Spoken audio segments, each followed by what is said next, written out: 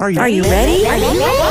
Let's go! Don't you sometimes just want to talk about everything? You know, there's days when you can just talk about anything. Need to sit back and chat about nothing at all? Nothing But Julie, coming at you with fun and creative topics and interviews. Did you hear Julie's podcast? She's got the greatest topics. Come join the chat about everything, anything, and nothing. So unwind and tune in to Nothing But Julie. Great topics and cool interviews with some pretty awesome people. And now, without further delay, here's Nothing But Julie.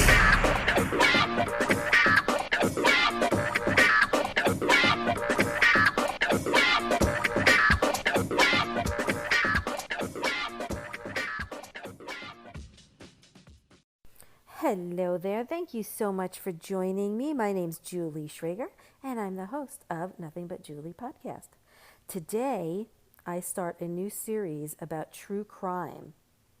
I'm really excited about this as well because I love all different kinds of murder mystery and unsolvable mysteries and mysteries that, are still cold case files. So this has been something I've been wanting to do, since I started the podcast, but really wanted to make sure that I had the time and momentum to, research and bring you a proper podcast instead of something that was just going to, be much of nothing. I really wanted to have the time to do my research. And so I don't know just yet if this is going to be weekly or every other week because the research, depending on the actual, crime itself, can take a while. But today, I am very happy to start my true crime. Today, I am going to be discussing the case of David Sneddon. Now, I don't know if you've heard about him. This is a case that is still open that started back in 2004. And David Sneddon, he went to Beijing in the year 2004, in August of 2004. And he went there to study Mandarin. He was just 24 years old when he went to Beijing. And he went there also, he was an avid backpacker and hiker. So he was there on one day on his own to go backpacking and hiking. And that day was the last time his mom heard from him, saying that he was excited to come home. That was it. Never heard from him again. He was the first American to have disappeared in China. And it's a sad story for parents when their child goes missing. He was one of many children, but regardless, your child's your child. It was stated that he fell to his death off of a cliff, which has been rebuked. According to the Chinese government, they said that he died after falling into the Jinsha River. Now, this river goes through Tiger Leaping Gorge, where he was traveling alone and hiking alone. But like I said earlier, he was an expert backpacker, and he was also a Boy Scout. So he knew how to get in and out of tricky situations. And apparently, close to 200 Chinese searchers looked through the gorge, through 18,000 feet of mountains. 200 Chinese searchers looked for him. They never discovered his body. So because of that, there's a question mark at the end of this investigation. Where is he? What's happened to him? And of course, you're dealing with a different country. So let's get into that. Many people said that they actually saw David after he supposedly fell off this cliff to his death. And he was apparently spotted at a Korean cafe in Shangri-La. Now, that apparently was the last time he was spotted.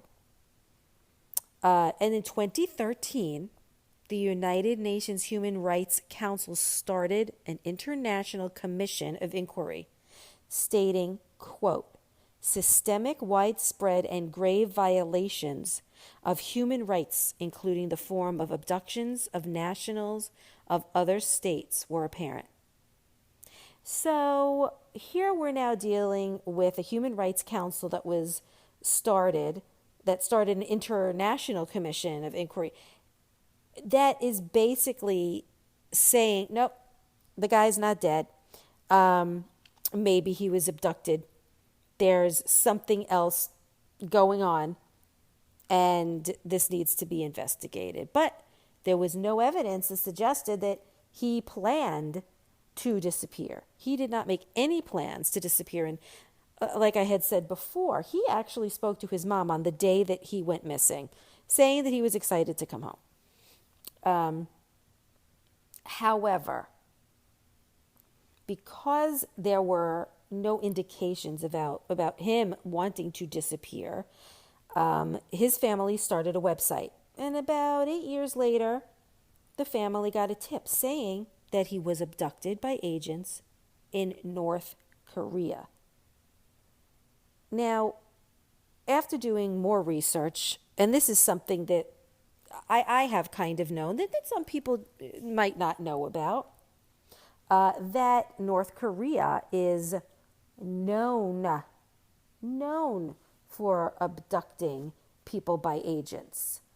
And his family, David Sneddon's family, actually 8 years ago got a tip saying that he was abducted by agents in North Korea.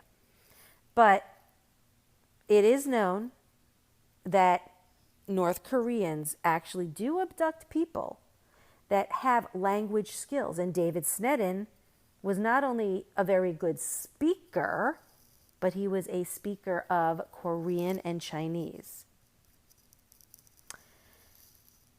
When I had said earlier that David was last seen in a cafe, did I mention that? If I didn't, he was last spotted at a cafe in Korea. And apparently this cafe is where many abductions happen. Many people, many Americans are abducted. And there is a thing called the National Day, where it's, I guess, somewhat known that people are abducted before that day. Many people are abducted.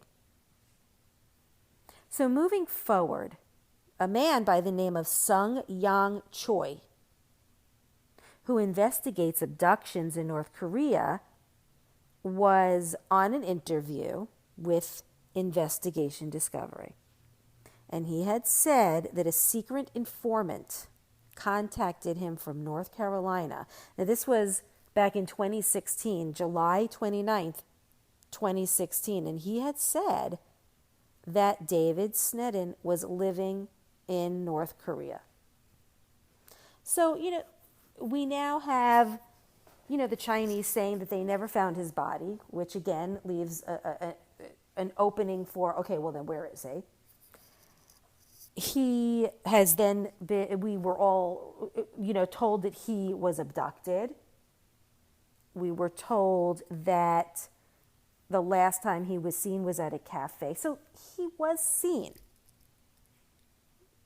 But was he abducted? Well, look, this man, Sung Yang Choi, who investigates abductions in North Korea, he said that a secret informant contacted him from North Carolina who said that he was living in North Korea and that he was kidnapped by a direct order from Kim Jong-il, who was the father of Kim Jong-un.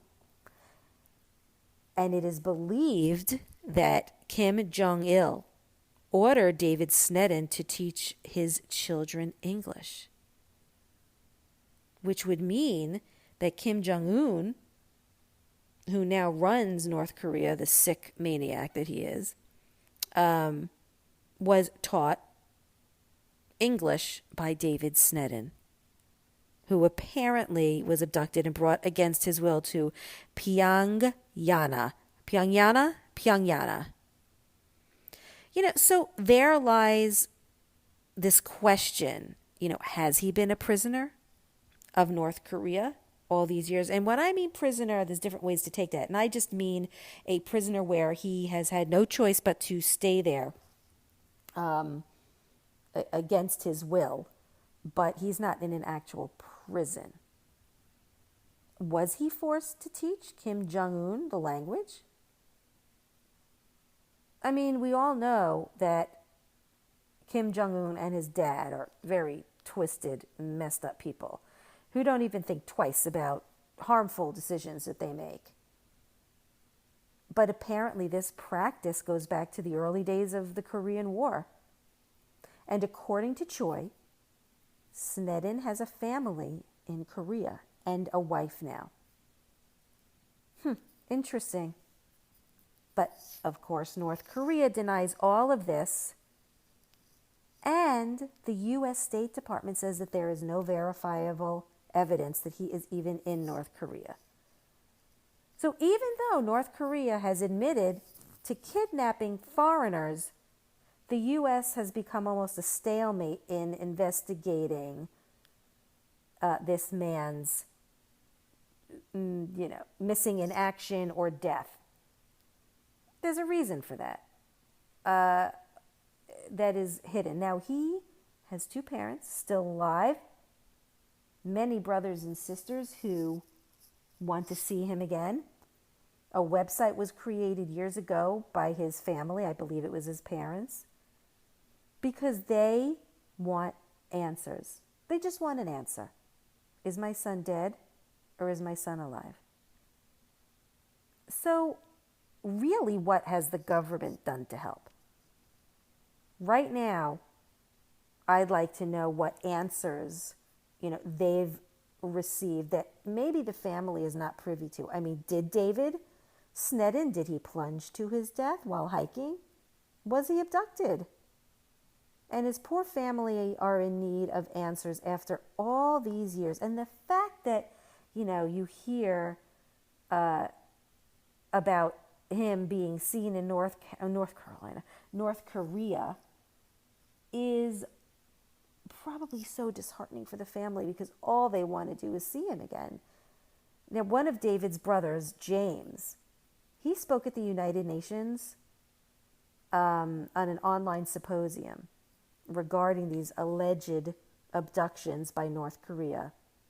And he said, quote, his brother spoke many times of a desire to come home after completing studies at the university in Beijing in China. So, it is apparent that this man, David Sneddon, had no other plans other than coming home after his time in China.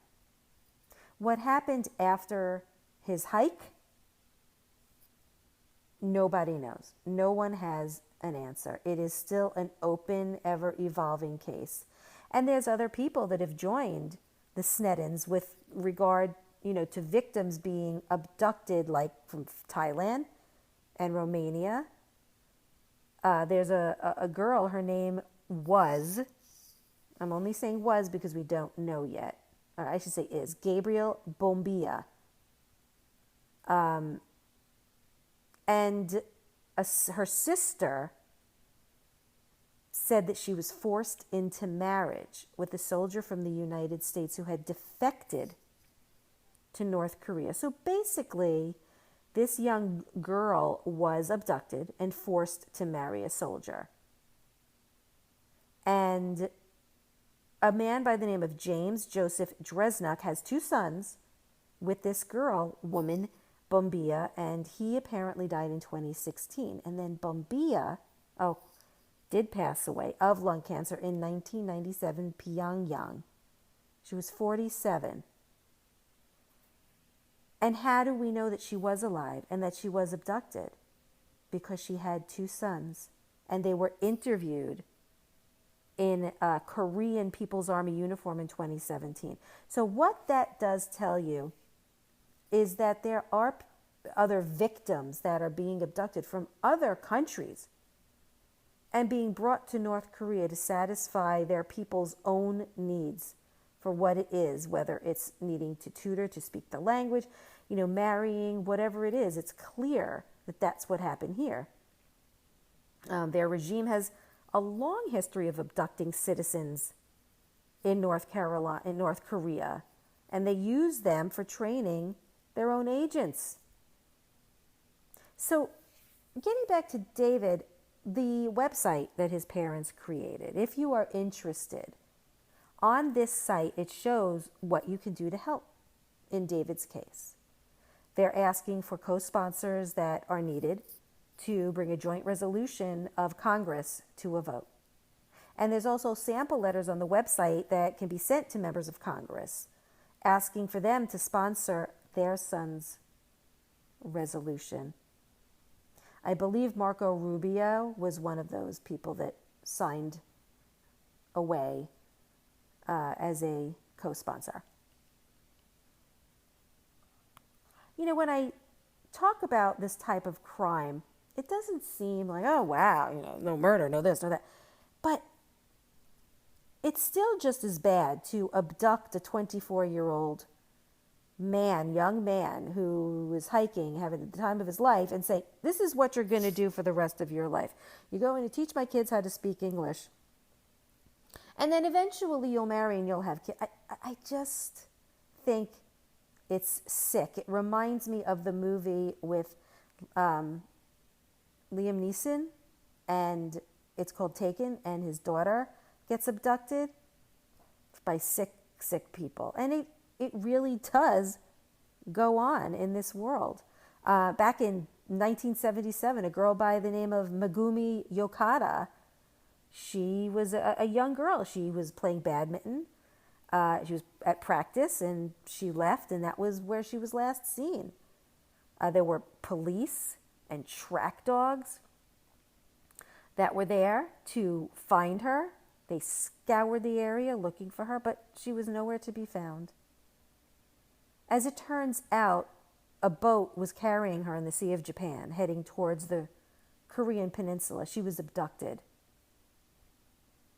And according to the Japanese government, from the year 1977 to 1983, agents in North Korea abducted 17 Japanese citizens.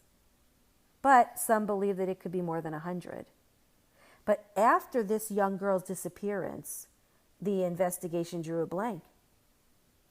They had nothing to go on. She was gone with the wind. But in 1993, there was a spy in North Korea, who had defected to the South, and he stated that a Japanese woman was seen who matched her description. And according to him, there were these two agents who were finishing up a spy mission. They were waiting on a beach for a boat to pick them up. Again, this guy's a spy. And they feared that they were spotted. So they grabbed this young girl, took her to North Korea, and stored her in a locked storage room and forced her to work as a spy trainer to teach the Japanese language. Apparently, these beaches of Japan are the perfect place, or were the perfect place, for an abduction from highly trained agents. And this girl, 20 years later, her family was informed that she was alive, living in North Korea. It was just a tip. They decided to go public with her abduction, even though they feared that her daughter might get killed. But the unfortunate thing is they never saw their daughter again. It's very scary when you think about these types of crimes that seem to just be something that happens on a random and consistent basis. And I'm trying to think of the news of a man who was overseas and he came back like as a vegetable, but I think it was from North Korea. I think his name was Otto Warmbier. Yes. Okay. Now let's see if I got this correct. And I believe I did. So it's an untold story, and it's just such bullshit. I can't stand it. He was an American college student and was brought home brain dead from North Korea. And I believe, and many others believe, that it was right before he was flown home from North Korea that they kicked the shit out of him to where he became a vegetable. And this was back in 2017, and his parents were waiting. I remember at the tarmac. They hadn't spoken to their son Otto for maybe a year and a half since he was arrested during a budget tour of North Korea. And yet again, Pyongyang. He was very smart, 21 years old. He had a scholarship to the University of Virginia. And believed that he had made the worst decision of his life going to North Korea. And he wound up, I believe, and I want to make sure I'm correct, but I do believe that I am correct, that he stole a propaganda poster. If you might remember the story, he stole a poster. Big whoop. Big whoop. But he did, and that's a huge thing apparently. And he basically told his captors that he made the worst decision of his life, but that he's only human, and he was begging them to find it in their hearts to forgive him and allow him to return home.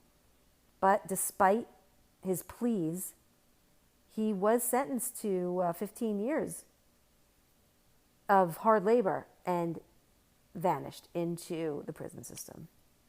So now here are the parents, and they're holding vigil and believed that their son was probably killed at some point. And it was probably one of the hardest things that any parent should have to go through. His parents were expecting news of a secret State Department mission to free their son. And they had found out that he was unconscious, and President Trump, directed a team of Americans to fly into North Korea. And I think it progressed at the highest level of government. But nothing, no assurances were made that he would even, be able to come home or released by North Korea. So apparently, it was Secretary of State Rex Tillerson who made a call to President Trump, letting him know that Otto was airborne. And he just said, take care of him. But the parents were still very anxious, waiting to see how their son was. And apparently they knew that the son was unconscious for months, they said months, according to North Koreans. But no one really knew how bad his injuries were. But she said, how is my son's brain? That was the first thing she said. But she was told that he had brain damage. And she imagined that he was probably in a medically induced coma. But, they kept their heads up, and they were optimistic and hoped that the health care here in America, could help their son. And the plane was apparently rerouted from Cincinnati to a small private airport. And there were TV crews there, and they were just obnoxious, pushing their way through to see him. And I remember seeing this. There was this guttural, deep, horrific sound that came from inside the plane. And it's upsetting for me to even talk about this, but apparently Otto was strapped to a stretcher and he was jerking violently and wailing, and the mom wanted her son, to be changed, but she didn't expect this. She didn't expect what he looked like, that according to her, his legs and his arms were totally deformed. And his hair was buzzed. There was a feeding tube in his nostrils. It just looked like someone, and this is a quote, it looked like someone had taken a pair of pliers and rearranged his bottom teeth. Oh my God. I mean, reading this is, researching this was just, when I was reading it during my research, it was difficult, but now reading my notes again, just, anyway. Otto's sister was in the plane and she ran out screaming. The mother ran after her. The husband went to his son and hugged him. And apparently Otto's eyes were wide open, but blank.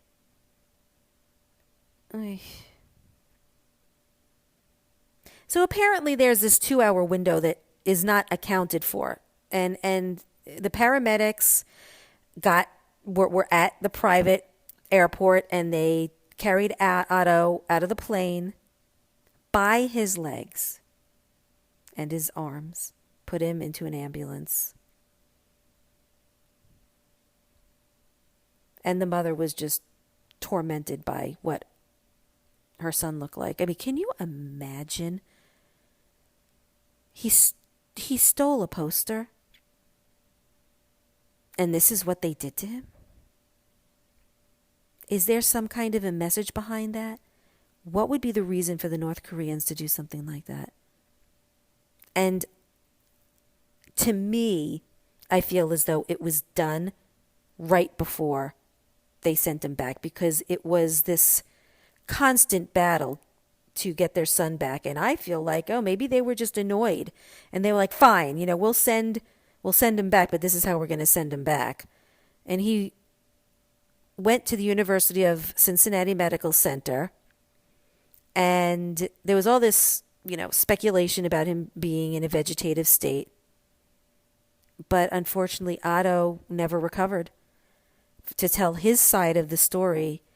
And there were doctors and examinations, and there was no definitive medical evidence that could explain how his injuries came about. But North Korea and the United States both competed to provide, some kind of a substantial timeline or story. Of course, North Korea blamed Otto's condition on what they said botulism and, quote, an unexpected reaction to a sleeping pill. Interesting how your teeth can get messed up from botulism and an unexpected reaction to a sleeping pill. But the American doctor said, nope, sorry. Otto was repeatedly beaten. The parents said on TV that their son was physically tortured, quote, in order to spotlight the dictatorship's evil. Oh. Well, anyway, moving on from that, because of this, the military was preparing for any kind of conflict. And this young man, Otto, became a symbol to build a case for war on emotional grounds. And that's as per the editorial board of the New York Times. The Trump administration and North Korea continued to spin his story and spin and spin and spin and spin and spin. And for a writer for GQ, Doug Bach-Clark, he actually went to try and find exactly what went on, what was going on, what really happened, because no one was doing it. No one was figuring out what was going on there. And he said, that's it. I'm going to go there and I am going to find out what's going on. So he spent 6 months reporting. And he wanted to find out what made an American college student go to Pyongyang. What nightmare did he have? What happened? And he apparently uncovered a very strange and sad story that no one would have known about. And he says, in fact, quote, I discovered that the manner of Otto's injury was not as black and white as people were encouraged to believe. So Otto was an All-American. Just telling you a little bit about his background. And he had the world in front of him. And early in, when he went to Pyongyang, Otto and these other people went onto the USS Pueblo, an American Navy spy ship that was seized by the North Koreans in 1968. And they were touring the ship, and they were told about the ship being captured from the imperial enemy. And, they were just being tourists. There were Canadians, Australians, Europeans, some Americans. But they pretty much laughed off all of this knowledge, this dark knowledge, basically. Whatever. Well, while he was on the ship, he nicknamed it Imperial Enemy, as in, hey, one of the beer. He's having fun. And there were propaganda billboards that were showing missiles of North Korea that were blasting the White House. And so everyone knows what happened next. Well, maybe you do or you don't. But they went drinking at a bar. And no one got really, really drunk, even though other reports suggest that they did. And they were celebrating the final hours of New Year's Eve with tons and tons of North Koreans in Pyongyang's main square. And they returned back to their hotel. And I think it's like a 47-story tower. Really beautiful. And Otto went his own way. Some did not know where he went. And that was the 2-hour window that no one can account for. And North Korea would later release CCTV footage of a figure that was unidentified removing a propaganda poster from a wall. But apparently this was in a restricted area of the hotel. And without really knowing, it was claimed that it was Otto. But he did confess.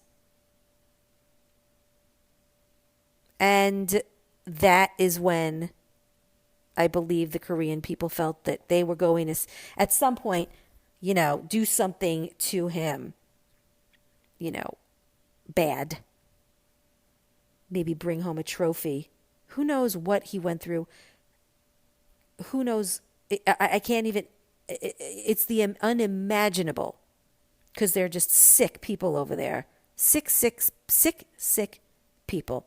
Otto was Jewish, but he wasn't affiliated, with any place specifically. But whatever happened during those 2 hours, his friends that he was touring with said he was already sleeping after 2 hours. But the next morning at the airport, they were showing their passports, they're side by side, but they were scrutinizing the documents, these officers at the airport, these soldiers. And then one of them tapped on Otto's shoulder, and they wanted to give him a hard time. And they literally led him through a wooden door beside check-in and brought him away. And he was then sentenced to 15 years of prison with hard labor. Wound up coming home in a vegetative state.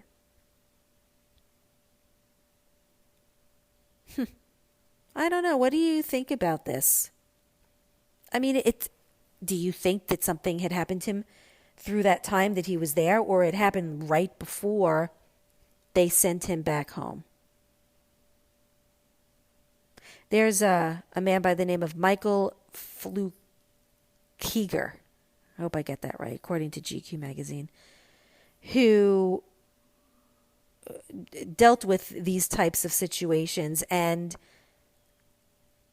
he was no stranger to these overseas situations. And he was asked by his boss if he could help with the rescue of Otto. And eventually he said yes. And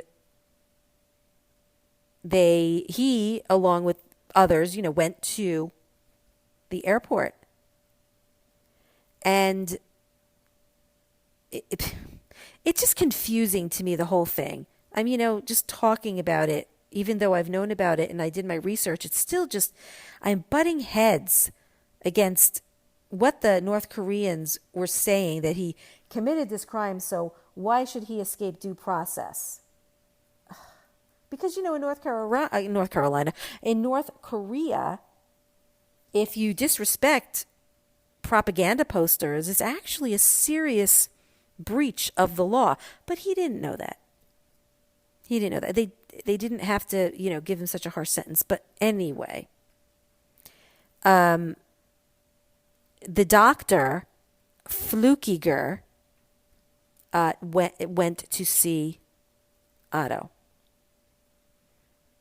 And he clapped beside his ear, and there was no response. And he knew that there was nothing there. There was nothing left of this young man. He had suffered extensive brain damage. But the North Koreans never said what really happened. And the North Koreans actually asked this doctor to sign a report to testify that Otto was well cared for in the hospital. And the doctor said, and I quote, "I would have been willing to fudge that report if I thought it would get Otto released. But as it turned out, despite the most basic facilities, he got good care and I didn't have to lie." He has no bed sores. He said that he was well nourished, except for the fact that his whole body, was mangled. It's very scary and it's very sad, especially when they do something like this, to just say, hey, you see, look at us. Look at us. We're the devil. We're evil. It's just a disgusting thing. It's just disgusting. Anyway, I'm going to keep on babbling, so I'm going to move on. So there's apparently a crusade for Otto, which 2 days after the return, and his dad, Otto's dad, got on the stage at his son's high school. And he told Otto how much he loved him and blamed the Obama administration for failing to get Otto released sooner, but then thanked Trump. He said that they are trying to make his son comfortable, but was trying to push some other kind of agenda for Otto and his lack of freedom. And he traveled to Washington a dozen times, if not more. And nothing really came of it. But early in Trump's presidency, the dad appeared on Fox News because he knew that the president would be watching and eventually help to free him. And this whole thing was brought to light, and when he came back and it was reported what Otto looked like, I mean, pliers being used to rearrange his teeth. So Otto passed away, and post-mortem, there was nothing that was found. No significant scars. That one of his feet was not like kind of disassembled, and other signs of physical trauma were lacking, but apparently both sides of Otto's brain were starved of oxygen, from blows to the head. Oh, but it's botulism or a bad sleeping pill. There were non-invasive scans that found no hairline bone fractures and that his body was in excellent condition. This is coming from America. Can you imagine being grieving parents and hearing this? It's sick. So what really is the truth? I'm sure that the parents want to discover the truth of the events that happened in North Korea. And Otto's experience, it doesn't seem to be black and white. There's something else that happened. And I think that also those people that, even the coroners might be in on it. I really think so. Because how could they say these things about his body being intact when clearly half of his body was broken and they're saying it wasn't? I just don't understand it. I don't understand it. They're saying that he wasn't even tortured.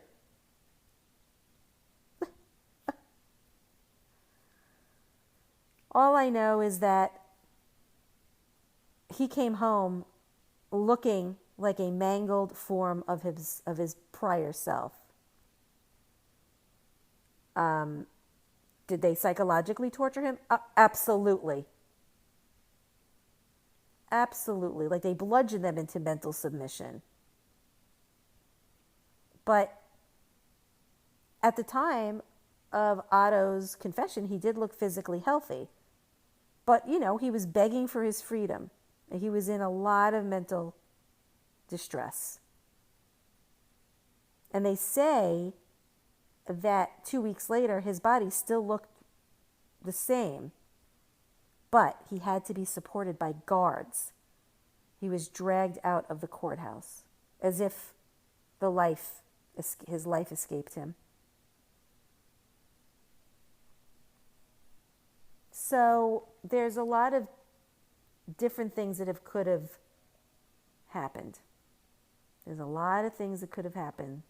The question is, what is the truth? Yeah, I know about all these things that can happen, but what really is the truth at the end of all this? I don't think we'll ever know. I don't think that it's something that we will ever find out.